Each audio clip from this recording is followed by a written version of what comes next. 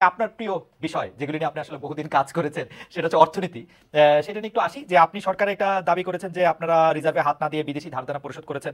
অর্থনৈতিক যে কাঠামো সেটা মেজর ইকোনমিক রিকভারি যেটা আপনি আপনার স্ট্যাটাসে বলছেন বৃহত্তর অর্থনৈতিক পুনরুদ্ধার এটাকে আমরা হ্যাঁ। কিছুটা বাংলা করতে পারি। তো সেইটা কি আসলে মানে সেটা আসলে কতটা ঠিক? মানে আমি কেন এই কথা বলতেছি, আমি সেপ্টেম্বরের 5 তারিখে বাংলাদেশ ব্যাংকের গভর্নরের কাছে জানতে চেয়েছিলাম যে আপনাদের কাছে এখন আসলে রিজার্ভ কত।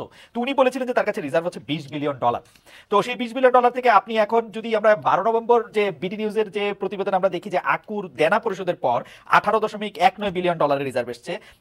87 দিনে রিজার্ভ কমেছে $2.29 বিলিয়ন, যেটা সেপ্টেম্বরের 5 থেকে আরেকটু সেটা ছিল। তো রিজার্ভে হাত না দিয়ে সেটা কমলো কিভাবে, সেটা একটা প্রশ্ন। আর আওয়ামী লীগের আমলে একদম ধ্বংস হয়ে গেছে অর্থনীতি, যেই গল্পটা আমরা শুনেছিলাম সেটা $20 বিলিয়ন থাকলে সেটা ঠিক কিনা সেটাও যদি একটু বলতেন। না, আওয়ামী লীগের আমলে ধ্বংস কি হয়েছে কি হয় না, এটা এটা নিয়ে আমার মনে হয় মানে রিপোর্ট হয়েছে। হুম হুম কি হয়েছে এটা পুরো বাংলাদেশের মানুষ জানে। হুম আমি এটা না, আমরা যেটাকে ইনহেরিট করেছি এটা খুবই একটা ভঙ্গুর ইকোনমি। ওরা টাকা ছাপে, মানে ওরা মানুষজনকে হ্যাপি করতে যে টাকা ছাপিয়েছিল 60,000 কোটি টাকা। হুম হুম পুরো জিনিসটা আপনাকে ইনফ্লেশনকে এটা আরো ট্রিগার করেছে। হুম আমরা এসে যেই পেয়েছি সেটা দেখা যাচ্ছে যে রিজার্ভ ইজ ডিপ্লিটিং। আর আমাদের যেটা হয়েছে যে আমাদের এসেই আপনি ম্যাসিভ আকারে, আমার আজকে কাতার গ্যাস বলতেছে যে আমার $1 বিলিয়ন দিতে হবে।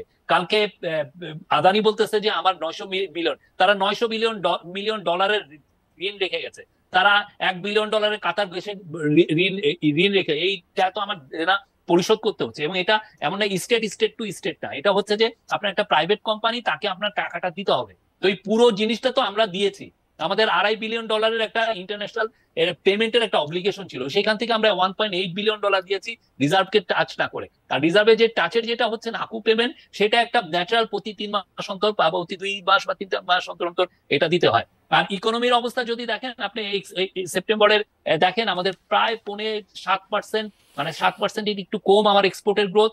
এবং অক্টোবরে এসে আমাদের গ্রোথ ছিল 21%-এর একটু নিচে। হুম তো এটা তো আমি বলবো যে ম্যাসিভ। মানে আমাদের ইকোনমির মূল যেটা দুইটা স্তম্ভ, একটা হচ্ছে রেমিটেন্স আর একটা হচ্ছে এক্সপোর্ট, দুইটাই খুবই ভাইব্রেন্ট আমরা দেখছি। আর আরেকটা জিনিস যেটা আমরা এসে সাথে সাথে করেছি, অপ্রয়োজনীয় যেগুলো যেগুলো জায়গায় ব্যয় ছিল, আপনি আজকে যদি ডেলি প্রথম আলো দেখেন, সেখানে ফয়জুল কবির খান এই ব্যাপারে খুব বিস্তৃত লিখেছে।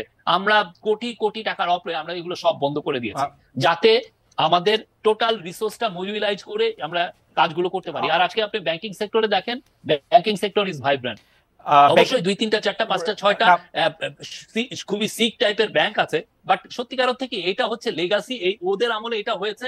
আর প্রতি ইকোনমিতে 1-2টা ব্যাংক কিভাবে মারা যায়, ওকে। এটা এমন কিছু না। ওভারঅল ব্যাংকিং সেক্টরের health is vibrant, I would